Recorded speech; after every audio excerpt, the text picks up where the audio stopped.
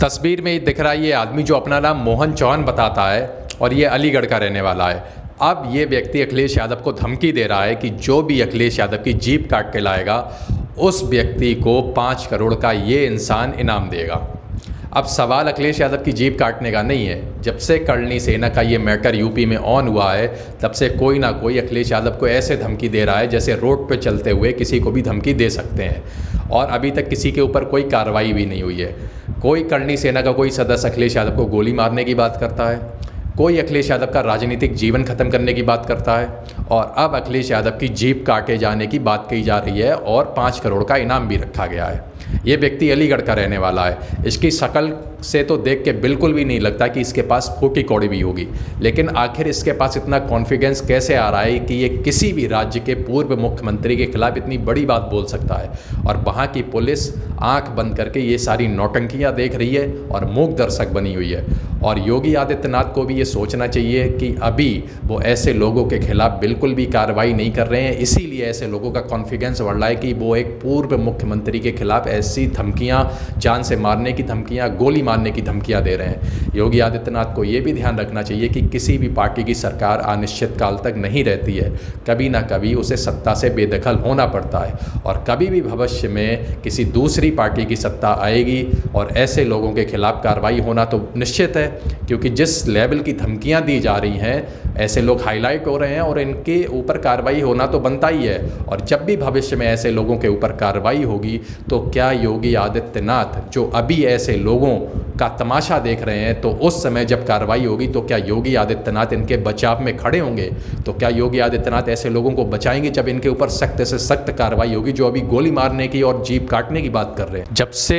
रामजी लाल सुमन ने संसद में खड़े होकर राणा सांगा के खिलाफ जो बयान दिया था, तब से अखिलेश यादव के खिलाफ धमकियों की जो नौटंकी थी वो शुरू हो गई थी। सबसे पहले करणी सेना का एक जो नया नौजवान युवा था उसने अखिलेश यादव को गोली मारने की बात करी थी, और वो भी मीडिया के सामने, उस समय पुलिस भी मौजूद थी, लेकिन उसके ऊपर कोई कार्रवाई नहीं हुई, बल्कि कार्रवाई की प्रक्रिया भी नहीं शुरू हुई। क्या वो बात पुलिस तक नहीं पहुंची होगी? वो वीडियो यूट्यूब पे आग की तरह वायरल हो गया था, और उस वीडियो को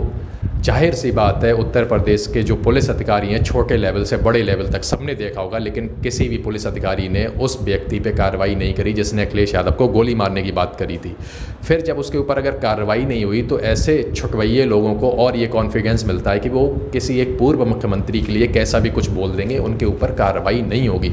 और इसी की वजह से अब ये अलीगढ़ का रहने वाला व्यक्ति जो अपना नाम मोहन चौहान बताता है, अब ये अखिलेश यादव की जीप काटने को बोल रहा है और 5 करोड़ का इनाम रख रहा है। और उसी वक्त अगर गोली मारने वाले व्यक्ति के ऊपर कार्रवाई कर दी होती योगी सरकार ने, तो इस व्यक्ति की हिम्मत नहीं पड़ती कि एक पूर्व मुख्यमंत्री के खिलाफ ऐसी भाषा का प्रयोग करना। अब रही कानून व्यवस्था की बात, अगर आप सोचिए यही बयान जो भारतीय जनता पार्टी, जैसा कि अखिलेश यादव आरोप लगा रहे हैं कि करणी सेना भारतीय जनता पार्टी के ही मेंबर्स की एक सेना है जो सिर्फ लड़ाई झगड़े कराना चाहती है। अब आप अंदाज़ा लगाइए अगर यही बयान समाजवादी पार्टी के किसी समर्थक ने दे दिया होता योगी आदित्यनाथ के खिलाफ, तो उसका क्या हाल किया जाता? अब तक तो उसके घर पे बुलडोजर पहुंच जाता और उसका घर तहस नहस कर दिया जाता, और जो व्यक्ति ये बयान देता उसका पुलिस क्या हाल करती ये तो आपसे छुपा नहीं है, क्योंकि आप जानते हैं इस समय यूपी की पुलिस दोषियों के ऊपर किस तरीके से कार्रवाई कर रही है। जातियों को देख के वो किसी से भी नहीं छुपाया, और इस पे सुप्रीम कोर्ट ने भी यूपी की पुलिस को फटकार लगाई है। तो जो भी अखिलेश यादव के साथ हो रहा है, चाहे उनको गोली मारने की बात और चाहे उनके जीप काटने की बात, ऐसी खबरें जाहिर सी बात है कि योगी आदित्यनाथ तक तो पहुंच ही रही होंगी, लेकिन वो आंख बंद करके बैठे हैं। योगी आदित्यनाथ को ये भी सोचना चाहिए कि वो जिस कानून व्यवस्था की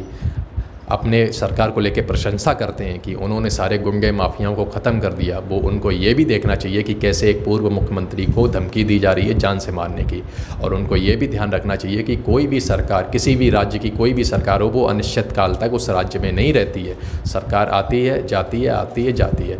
उनको ये भी ध्यान रखना चाहिए कि आने वाले समय में जब भी उत्तर प्रदेश की सरकार बदलेगी और किसी अन्य पार्टी की सरकार आएगी, तो ऐसे लोगों के खिलाफ कार्रवाई होना तो ज़रूरी है, और कार्रवाई होगी भी, क्योंकि जिस लेवल की धमकियां दी जा रही हैं। तो क्या जब ऐसे लोगों के खिलाफ कार्रवाई होगी तब क्या योगी आदित्यनाथ और योगी आदित्यनाथ के जो पुलिस अधिकारी जो अभी उन लोगों को बचा रहे हैं जो अखिलेश यादव को जान से मारने की धमकी दे रहे हैं, तो जब उनके ऊपर कार्रवाई होगी तब क्या योगी सरकार और योगी आदित्यनाथ के ये पुलिस अधिकारी उस व्यक्ति के बचाव में खड़े होंगे? बिल्कुल नहीं होंगे।